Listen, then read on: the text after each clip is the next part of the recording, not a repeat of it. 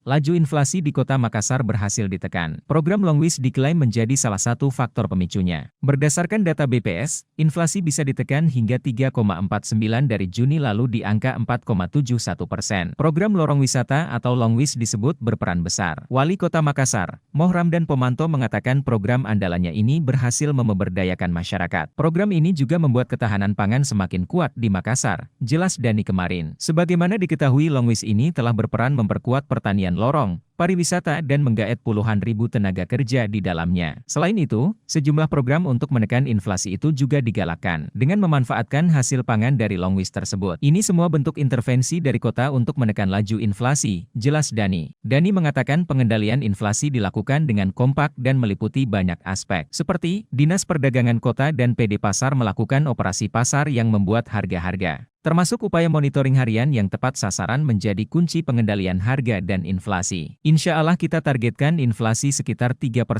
kalau sudah di bawah 4% itu maka dapat terkendali secara utuh, ucapnya. Sementara itu dalam rilis data BPS Kota Makassar, nilai inflasi bulan lalu mencatatkan 3,49%. Posisi itu mengoreksi poin Juni yang membukukan angka 4,71%. Pun secara year-on-year kondisinya lebih stabil. Pada Juli 2022 situasinya menyentuh 4,90%. Kepala BPS Kota Makassar Syahrir Wahab membenarkan penurunan angka itu. Iya, alhamdulillah angkanya terkendali, ujarnya. Sementara itu, tingkat inflasi Kota Makassar month to month atau MTM Juli 2023 sebesar 0,08% dan tingkat inflasi year to date, YTD, Juli 2023 sebesar 1,71%.